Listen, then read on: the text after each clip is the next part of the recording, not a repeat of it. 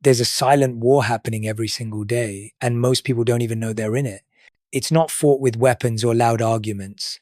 It's fought in your energy, in your attention, in your reactions. And the terrifying truth, most people are losing not because they're weak, but because they're distracted, dispersed, drained. You see, we live in a world that rewards noise. A world where if you're not loud, you're invisible. If you're not constantly posting, proving, and performing, you're forgotten. But let me ask you something. When was the last time you sat with yourself in complete silence? No phone, no audience, no one watching, just you, your breath, and the truth you've been avoiding? Most people don't realize this. Every time you react without thinking, every time you explain yourself to someone who doesn't understand you, every time you give your time, your attention, your emotions to the wrong people, you're bleeding power. Not a lot, not all at once, but drop by drop, until one day you wake up tired, anxious, disoriented, and you can't figure out why. You think it's burnout. You think it's because you're not productive enough, not smart enough, not disciplined enough. But that's not it. It's because you've been leaking energy for years. One notification at a time, one meaningless conversation at a time, one desperate yes when you meant no. And here's what I've learned through my own practice, whether in monkhood or modern life: silence is not emptiness. Silence is energy containment. When you stop explaining yourself to the world and start focusing on yourself, something miraculous begins to happen. Your nervous system slows down. Your mind becomes less like a battlefield and more like a temple. You start to respond instead of react. You start to move with clarity, not confusion. Your energy sharpens and the world begins to respond, not because you forced it, but because your presence finally has weight. Have you ever met someone who didn't need to say much, yet when they walked into a room, something shifted? You didn't know what it was, but you felt it. That's not charisma. That's containment. That's someone who has stopped outsourcing their attention to the world and chosen instead to master their inner world. Most people don't do that. Most people check their phones before they check in with their breath. They wake up and hand their power to the world, scrolling, comparing, reacting, engaging, explaining. Their life becomes a series of responses to everyone else's needs, and they wonder why they feel lost. But if your attention belongs to the world, you no longer belong to yourself. I remember in monk life, we were taught this sacred rule: guard your morning like it's your mission. Because the first 30 minutes of your day sets the tone for everything. And yet most of us give that time away without thinking. We spend it reacting to someone else's chaos, someone else's message, someone else's expectation. And just like that, the energy we needed to build our life has already been hijacked. You cannot build anything strong if you're constantly being pulled away from yourself. You can't lead. You can't create. You can't grow if every time you find your rhythm, someone else's noise pulls you off beat. And that's why silence is not weakness. It's strength. It's strategy. It's the kind of power that doesn't need to shout because it's rooted. It's anchored. It knows where it's going. You see, the world will try to bait you into chaos through arguments, distractions, judgments, applause, noise. But your greatest weapon, silence, not silence as avoidance, but silence as ownership, silence as clarity, silence as protection for the energy you're going to need when your real life begins. And it will feel uncomfortable at first because we've been trained to believe that if we're not saying something, we're not doing something.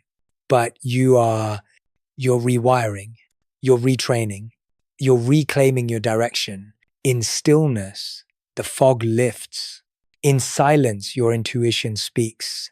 And in containment, your power returns. I'm not telling you to be silent forever. I'm telling you to be deliberate. Speak only when it serves. Give your energy only when it aligns. Not out of fear, not out of performance, but out of purpose. That's when life starts to respond because you've stopped scattering your energy across what doesn't matter. and started building something rooted in what does. So I want to leave you with this. Where is your energy going? Not in theory, in practice. Where today have you poured your presence without intention? And what would your life look like if you reclaimed just 1 hour of it? Let me know your answer in the comments. Like this video if it gave you clarity. Subscribe if you're ready to stop leaking power and start living from presence. Thank you for being part of this journey. Let's build this transformation together. There's a discipline most people never learn because it's invisible. You don't get praise for it. You don't get applause. No one claps when you stop explaining yourself. No one celebrates when you say no quietly. No one posts a reel when you choose to stay in your peace instead of proving your point. But that's the discipline that changes everything. The discipline of holding your energy. Let me be real with you. Most of us were raised to believe that giving is noble. Give your time. Give your attention. Give your emotions. Give your energy. And yes, generosity is beautiful. But unguided generosity becomes self-betrayal. Because if you keep giving yourself away to everything and everyone, you'll have nothing left for your own path. And the people who truly matter, they'll only ever get your leftovers. I've seen this again and again in coaching clients, in friends, and myself. We want to be kind. We want to be available. We want to be helpful. But in doing so, we become scattered. We lose the very clarity we need to live with purpose. Let me ask you, how many times have you checked your phone today just to feel needed? How many times have you replied out of guilt, not out of alignment? How many times have you stayed in conversations that drained you just because you didn't want to seem rude? And here's the truth. You're not tired because you're doing too much. You're tired because your energy is leaking into everything that doesn't deserve it. So how do we fix that? You stop. You stop giving your peace to people who don't value peace. You stop explaining yourself to people who are committed to misunderstanding you. You stop performing and you start protecting. Your energy is not an open buffet. It's sacred currency. And the moment you start treating it like that, your life begins to shift. This is the essence of self-mastery. Not just learning when to speak, but mastering when not to. Not just controlling your schedule, but controlling what disturbs your spirit. Not just planning your days, but protecting your mornings like they are your mission. You cannot live a focused life if you keep making yourself available to every vibration that knocks. Let that sink in. And this isn't about isolation. It's about intention. It's about being deliberate with where your presence goes. Because energy is not infinite. And every time you say yes to what drains you, you're saying no to what builds you. People will call you selfish. Let them. People will say you've changed. You're no longer available for chaos. You're no longer interested in rescuing people who refuse to take responsibility. You're no longer the emergency contact for someone else's emotional drama. That doesn't make you cold. That makes you clear. And clarity is the new currency. When you start holding your energy, people will notice. They'll feel the shift. Not because you told them, but because your nervous system is no longer addicted to their validation. You'll start moving through life differently. You'll respond slower. You'll speak softer, but your presence will feel louder. Why? Because the strongest energy in the room is never the loudest. It's the one that's not seeking approval. It's the one that doesn't need to dominate. It's the one that's anchored. Anchored people don't get tossed by emotional waves. They don't get baited by passive-aggressive text. They don't spiral over someone's opinion. They pause. They breathe. They choose. That's power. It's not about control through force. It's about leadership through stillness. It's about saying, this is where I am. This is what I allow. This is what I protect. And let me tell you something that might sting a bit. If someone only values you when you're available to them 24/7, they never valued you to begin with. They valued access. They valued energy they didn't have to earn. When you begin to withhold that energy, when you become selective, the real ones will remain. The noise will fall away.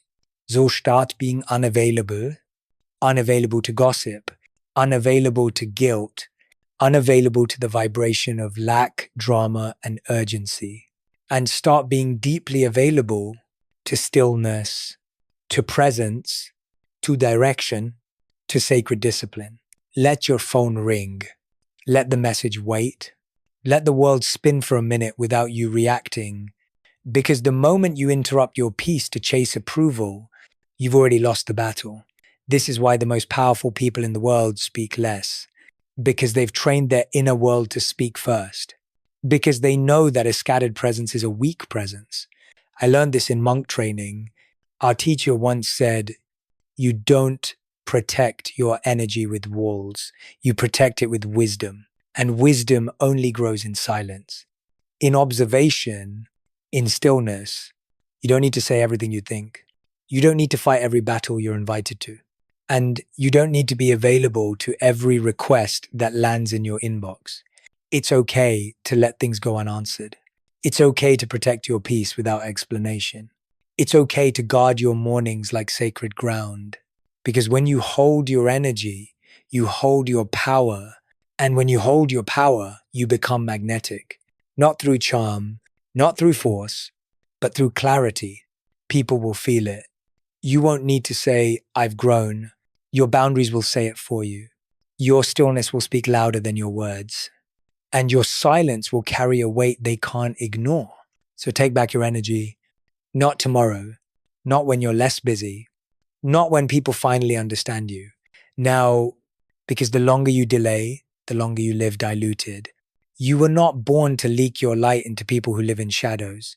You were born to focus it, to channel it into purpose, into direction, into peace. And that only happens when you choose discipline over distraction, when you choose silence over reaction, when you choose alignment over access. That's how you hold your energy. And that's how you hold your life. Here's a truth no one wants to admit. The people who talk the most usually control the least. And the ones who walk into a room and say nothing, but shift the energy of everyone in it, they're the ones who have done the real work, the quiet work, the inner work. We live in a world obsessed with appearances. Louder is seen as stronger. More visible means more valuable. More followers, more photos, more performance. But what if I told you real power doesn't perform? It doesn't need a stage. It doesn't crave validation. It's simply island. You've felt it before, haven't you? Someone walks in calm, composed, steady. They don't interrupt. They don't posture. They don't need to be the funniest, the smartest, or the most charming. Yet somehow every eye shifts. The room slows. People lean in. Why? Because presence isn't created by volume. Presence is created by alignment. And alignment is a result of mastery. Not external mastery, but inner. Mastery over the mouth. Mastery over the mood. Mastery over the mind. You can't fake that. Let me give you a personal example. When I lived as a monk, I met a man who barely spoke. He wasn't tall. He wasn't flashy. He didn't have a strong social presence. But whenever he entered a space, people naturally quieted. It wasn't fear. It wasn't pressure. It was something else. It was stillness. His silence had a presence, not because he was hiding, but because he had nothing to prove. He had already proven it to himself. And once you've done that, you stop needing the world to clap for you. The loudest person in the room is usually the most uncertain. That's not strength. That's insecurity disguised as confidence. And we all know how that feels. It's exhausting to perform strength. You don't feel it's tiring to talk constantly just to be seen. It's painful to be noticed but not known. You don't need to impress people who don't even know how to value presence. Real strength is quiet. It's clean. It's not found in shouting over others. It's found in choosing not to speak when you don't have to. Silence isn't the absence of noise. It's the presence of power. It's what happens when your words are so aligned with your truth, you don't need many of them. It's what happens when you've trained your nervous system to stay calm while everyone else spirals. It's what happens when you know who you are and you don't need applause to validate it. In fact, the most powerful sentence you will ever speak is number. Not, no, because note, no, I hope you understand. Just number, followed by silence, followed by peace, followed by boundaries. That's what quiet power sounds like. The question is, do you trust your value enough to be misunderstood? Do you trust your truth enough to let go of over-explaining? Do you trust your mission enough to stop performing? Because every time you perform, you're stepping away from presence. And the more you step away from presence, the further you get from power. You see, presence isn't about being seen, it's about being felt. People feel the depth of a person who doesn't need to chase attention. They feel the clarity in someone who moves with intention, who speaks when it counts, who doesn't offer every opinion just to fill silence. And that energy, it can't be faked. You can't post your way into it. You can't hustle your way into it. You have to live it. You have to become the person who no longer reacts, the one who no longer explains, the one who doesn't need to be the loudest because you've trained your life to speak louder than your voice ever could. So many of us are exhausted, not because we lack energy, but because we spend too much of it trying to be understood, trying to be liked, trying to be accepted. But listen to me carefully. Approval is addictive. And like any addiction, it always leaves you wanting more. But presence, that's fulfilling. That nourishes you from the inside out. It makes you whole before anyone else has a chance to decide your worth. So stop using your words to perform. Use them to direct. Use them to set boundaries. Use them to reflect your values. And when you're done speaking, return to stillness. That's what trained people do. They don't talk just to talk. They speak, they act, and then they return to the rhythm of quiet movement. That's how true influence is built. Not in the spotlight, but in the shadows where discipline is developed, where habits are refined, where character is forged. You don't need to shout about your path. You just need to walk it with such consistency that the world has no choice but to pay attention.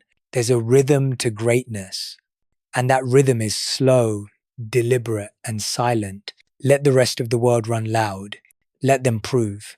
Let them perform. You move quietly. You train deeply. You show up daily. And when it's time to speak, you speak from alignment, not to impress, to impact, not to be liked, to be clear, not to be heard, to be felt. That's quiet power. And when you live like that, you no longer chase presence. You become it. Let me ask you something honest.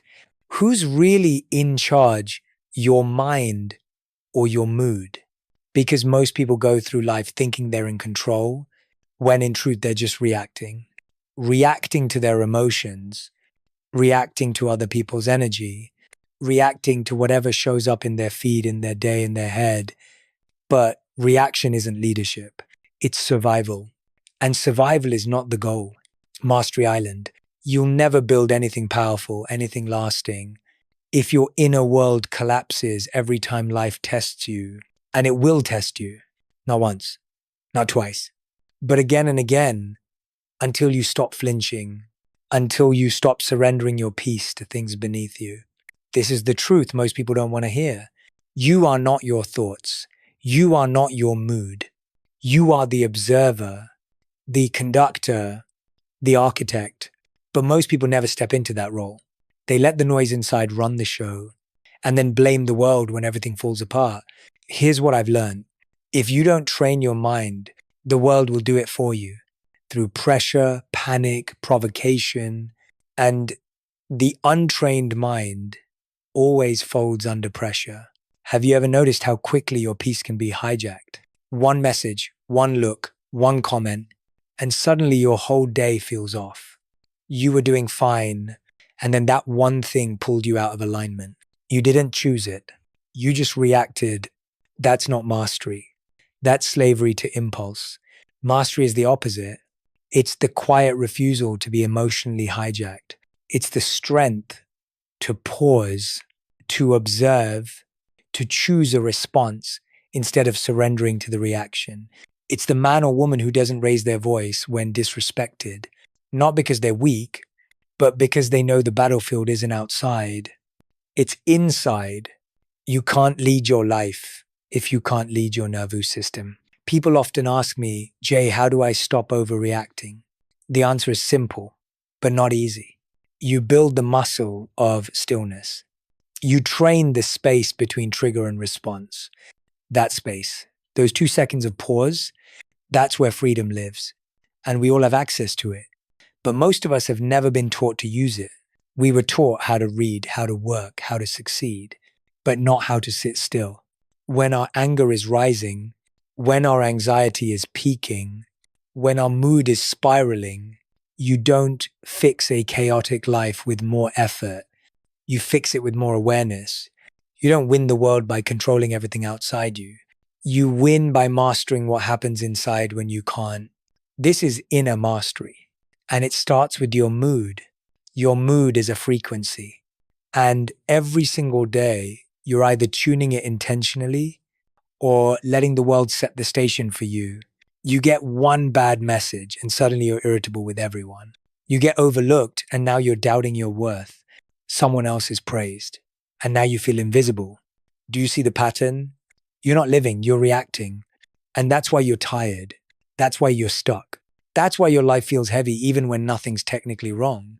Because every emotion, every thought, every trigger is controlling you and you haven't yet taken your power back. But here's the shift. You don't fix the mind by force. You fix it with practice, repetition, discipline. It's not about never feeling anxious. It's about learning how to breathe through it. It's not about never getting angry. It's about noticing it before it owns you. It's not about being unshakable all the time. It's about being aware enough to return to center faster, stronger, cleaner. You want to be powerful. Train your ability to sit with discomfort without reacting to it. That's what monks do. That's what leaders do. That's what people who change lives starting with their own do. The world will always be chaotic. People will always test you. Your triggers will always try to rise. But if you can master your inner weather, no storm outside will ever break you. Let me tell you something deeply personal. There was a time in my life where one conversation could throw off my whole week. Someone's mood would become my mood. Someone's doubt would become my insecurity. I was reacting constantly without even realizing it. But when I began practicing stillness, even just for 10 minutes a day, everything changed. Not because the world stopped testing me, but because I stopped handing it my peace. And I want that for you. You deserve a mind that's clear. You deserve emotions that flow but don't flood you. You deserve to respond, not react. Because reaction wastes energy. And energy is everything. So how do you begin? Start with your breath. Your breath is your anchor. It's free. It's available. It's always with you. Before the message, before the meeting, before the mood takes over, return to breath. Then observe your mind. Watch it without judging it. Learn the way it moves when triggered. Learn the thoughts that spiral, the fears that whisper, the doubts that grow. Only when you observe it can you begin to shift it. And then choose your reaction consciously, slowly, deliberately. You don't owe the world your reaction. You owe yourself your stillness. And when you train that stillness, you stop being someone who reacts to life. You become someone who directs it. People will feel it in your tone, in your presence, in the way you don't flinch, the way you don't explain, the way you don't break. And that's what creates trust. That's what earns respect. That's what builds your life from the inside out. So stop asking how to change the world around you and start asking how to command the world within you. Because when your mood no longer controls your voice, when your mind no longer pulls you in 10 directions, when your reactions no longer run the show, that's when you've earned mastery. Not because you forced it, but because you trained for it silently, consistently, daily. And when the world sees the result, they won't understand how you did it. But you will Most people don't know this, but silence is a test. It's not just peace, it's a purification. When you stop talking, something unexpected happens. Everything that doesn't belong leaves. Fake friends fall off. Weak habits lose grip. Shallow conversations vanish. And suddenly, you're left with the truth. Raw, unfiltered, undeniable truth. But that's what silence does. It doesn't just calm you, it reveals you. And even more importantly, it reveals them, the people, the patterns, the connections that were built on noise, not substance. You don't have to argue. You don't have to explain why you're distancing yourself. Just go quiet and watch everything that's not real crumble on its own. That's the gift of sacred silence. It doesn't destroy, it exposes. And that exposure, it can be painful because you'll realize how much of your life has been built on unspoken transactions. You gave your energy, you gave your time, you gave your presence, not because it was mutually valued, but because it was expected, or worse, because you thought you had to. But when the giving stops, when you go silent, you see who was really there for you and who was only there for the benefits of being around you. Let's be honest. Some people don't love you. They love your attention. They love your availability. They love how accessible you are. But love without respect for your energy isn't love. It's consumption, and silence teaches you to stop being consumed. You see, most people live in a state of constant performance. They overgive, they overexplain, they overshow just to maintain connections that are draining them. But when you stop performing, when you stop speaking just to fill space, the illusions collapse. You don't need to confront anyone. You don't need to beg for understanding. You just stop feeding what doesn't feed you. And that alone, that's revolutionary. Because in a world that rewards noise and overconnection, silence is rebellion. And rebellion is how you reclaim your power. Let me share something personal. There was a period in my life when I started practicing deep silence. Not just external silence, but internal. I stopped explaining myself. I stopped reacting. I stopped checking who liked my post, who responded to my messages, who validated my effort. At first, it was disorienting. I felt like I was disappearing, but then I realized I wasn't disappearing. I was shedding the roles I played, the masks I wore, the false connections I kept alive out of guilt or habit. And underneath it all, I met the real me, not the me who was liked, not the me who was useful, just me. And that version, it didn't need constant attention. He didn't need shallow praise. He needed space to grow. That's what sacred silence gives you. Space, room, clarity. Because when the noise stops, you finally hear what your soul has been whispering all along. But here's the truth. Most people won't survive your silence. They weren't built for the version of you that no longer bends, no longer chases, no longer proves. And that's okay. Let them go. Their absence isn't a loss. It's a detox. Their silence in return is confirmation. Confirmation that they were there for what they could extract, not what they could share. It's like this. When you stop pouring into everyone, you find out who was pouring back. And the list is smaller than you thought, but more honest than ever. Now, I'm not telling you to cut everyone off. I'm telling you to cleanse the connection. See who remains when you stop performing. See who leans in when you set boundaries.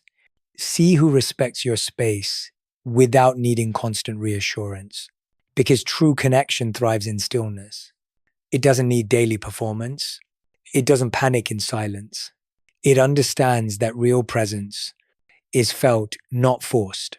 Sacred silence will also bring up another layer.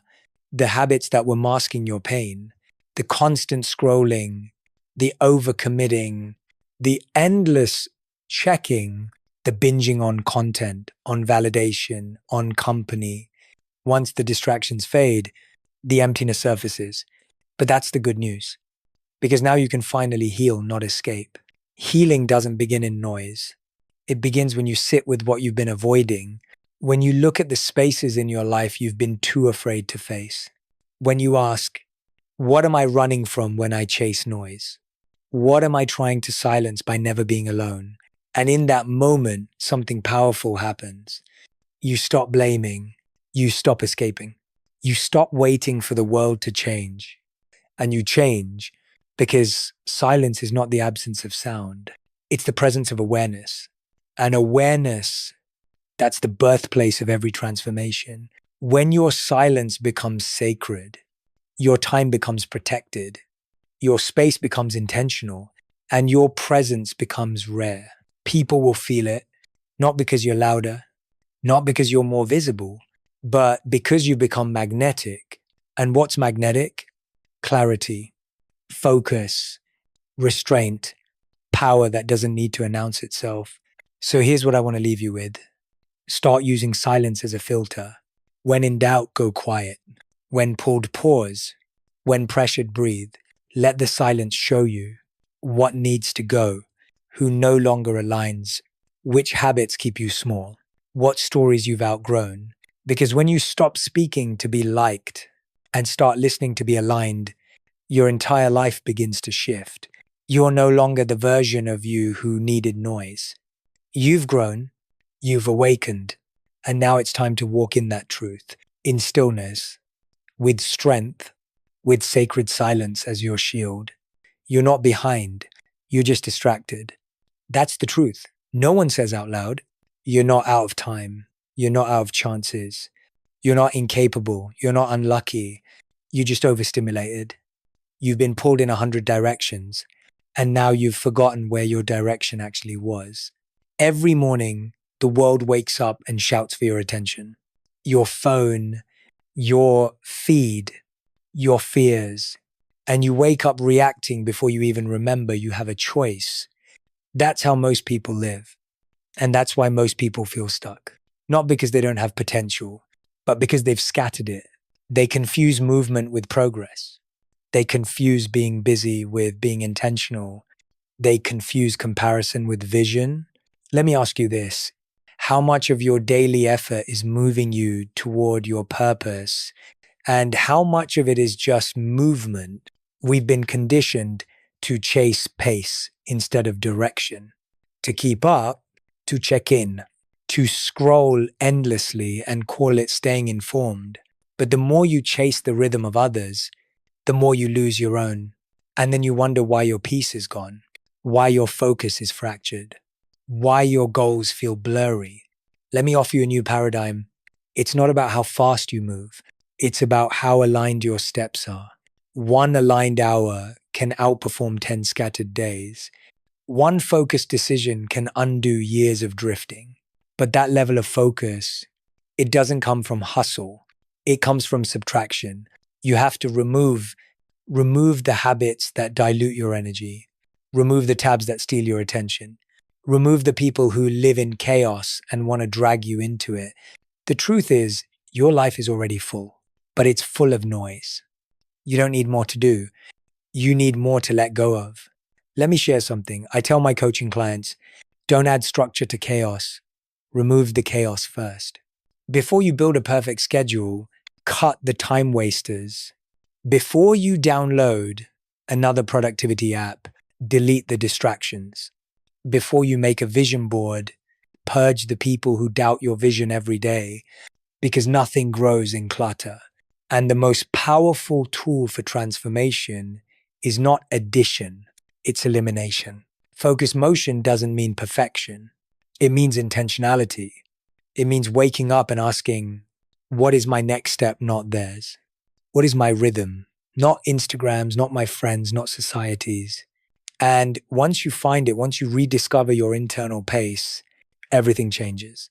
You stop rushing, you stop comparing, you stop panicking because you've stopped outsourcing your timeline. That's how you win in silence, not by moving faster, but by moving with clarity. Let me give you something practical. If you gave just 1 hour a day to your craft, your purpose, your mission, just 1 hour, with no phone, no noise, no multitasking, in 1 year, you'd be a different person. Not because you had more time, but because you finally owned your time. That hour, uninterrupted, undistracted, non negotiable, isn't just where results happen, it's where identity transformation begins. While the world scrolls, you train. While they gossip, you grow. While they react, you choose. And while they rush ahead without direction, you move slowly, silently, powerfully toward purpose. This is focused motion. And the world won't understand it. They'll call you antisocial. They'll say you've changed. They'll wonder why you're not showing up to every event, why you're not online 24/7, why you're not chasing what they chase. Let them wonder. Because what they don't see, what only you will feel, is the deep, unshakable alignment that starts to grow inside you. The clarity that replaces chaos, the fire that replaces fear, the rhythm that replaces reactivity. You're not here to impress. You're here to build. And builders don't talk much. They don't post every brick they lay. They just keep laying them, one by one, while the world watches, questions, scrolls, and forgets. But the builder remembers every hour counts, every breath matters, every step adds up. And eventually, what once felt like small, invisible effort becomes a life no one can ignore. So today, I want to challenge you. What can you subtract? Not tomorrow, not next week. Right now, what app, what person, what habit, what thought pattern, what morning routine is stealing your discipline? What midnight habit is destroying your clarity? Because your future doesn't need more ambition. It needs less distraction. Your energy doesn't need to be higher. It needs to be focused. And your path, it doesn't need more approval. It needs more protection. That's what Discipline Island, not punishment, protection. You're protecting your potential. You're protecting your presence. You're protecting your future from the noise of the present. And once you start living like that, once you stop chasing pace and start honoring your own direction, something beautiful happens. Time slows down. Anxiety lifts. The weight of comparison falls off. And you begin to move not perfectly, but powerfully. That's the shift. You stop running in circles. You start walking in purpose. Not fast, but focused. Not loud, but lasting. And in that rhythm, the one you choose, the one you protect, you'll find peace. Not because life got easier, but because your focus got stronger. So no more excuses, no more waiting for motivation, no more scrolling through other people's journeys while you abandon your own. It's time to subtract the noise and return to motion. Focused, clean, intentional. That's how you rise. Discipline is not about controlling everything. It's about becoming someone nothing can control. It's not about perfection. It's about presence. It's not about rules. It's about rhythm. The world teaches you to seek motivation. But here's the truth. I wish more people knew motivation is unreliable. Discipline is transformational. Motivation depends on how you feel. Discipline is what you do. Even when you feel nothing and becoming the person you're meant to be, that doesn't happen on the days you're inspired. It happens on the days you show up anyway. Because every time you say yes to your practice, when it would have been easier to avoid, you're casting a vote for your future self. Not the self you perform for others, but the one you become in silence, through repetition, through routine, through sacred, unseen effort. People want results, but they resist repetition. They want change, but they avoid the challenge. They want confidence, but they won't commit. Why? Because we've romanticized transformation. We've made it look like a highlight reel, when in reality, it's a series of boring, brutal, beautiful decisions repeated in the dark. Disciplined becoming isn't sexy.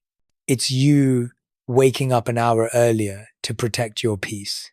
It's you saying no to the easy yes. It's you sitting with discomfort instead of distracting yourself. It's you building habits that no one sees, but everyone will eventually feel. That's the paradox. The more disciplined you become in private, the more powerful you become in public, not because you're chasing attention, but because your energy becomes undeniable. Have you ever met someone whose presence felt different? They weren't loud, they weren't trying, but you could feel they had done the inner work.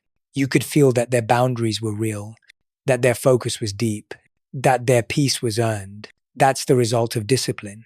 You see, discipline trains more than your calendar, it trains your nervous system. And in a chaotic world, that's your true power. Not how well you perform under pressure, but how little you're controlled by it. When others rush, you pause. When others react, you observe. When others crumble, you center. And that centering is earned, not gifted. It comes from choosing what serves your future over what sedates your present. It comes from trading comfort for clarity. It comes from doing what needs to be done, even when no one else is watching, because you are watching. And the version of you that's waiting on the other side of discipline, he or she has built one silent, consistent hour at a time. So stop asking, how do I become the person I want to be? And start asking, what would that person do every day if they were already here? Would they scroll aimlessly for validation?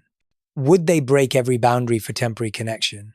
Would they abandon their routines for convenience? Or would they honor their time like it's sacred? Would they master their mornings before the world wakes? Would they sit in silence not to avoid but to align? Because here's the truth, most people avoid. The version of you you're chasing is already within reach, but it's not waiting on more advice. It's not waiting on another podcast episode, another book, another motivational hit. It's waiting on you to commit, to practice, to repeat, to let go of who you've been so you can step into who you're becoming. And that process, it's not about adding more. It's about subtracting what no longer fits, subtracting distraction, subtracting approval seeking, subtracting noise. Because the real you, the disciplined you, doesn't need the crowd to clap. You just need to keep showing up.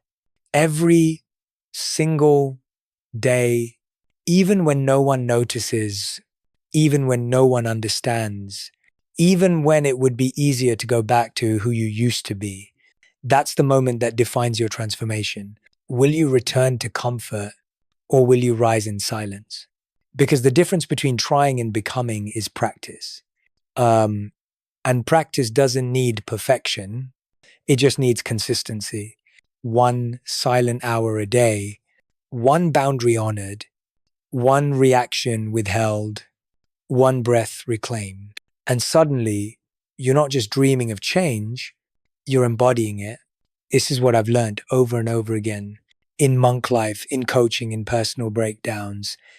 You don't find your power by force. You earn it through discipline.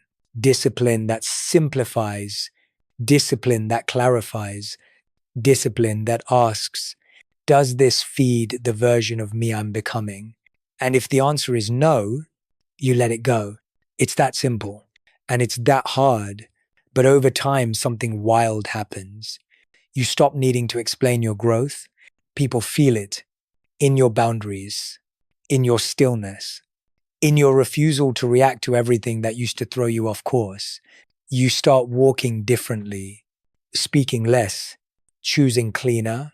You stop rushing and you start building not to prove anything, but because you've become a builder, a disciplined builder of self. And the more you build from alignment, the less you crave external validation. You don't need to be seen. You are seen by your actions, your presence, your results. So let this be your reminder. Every time you show up in silence, you rise. Every time you keep your word to yourself, you rise. Every time you choose restraint over reaction, you rise. And that rise, it's not loud, It's not flashy. It's not viral, but it's real and it lasts. You don't need a perfect life to transform. You just need a disciplined practice, executed with purpose, protected with boundaries, and repeated with devotion. That's how you become unstoppable. Quietly, patiently, powerfully, because in the end, discipline isn't about control. It's about becoming. And when you become the person your future is waiting for, everything else aligns around that.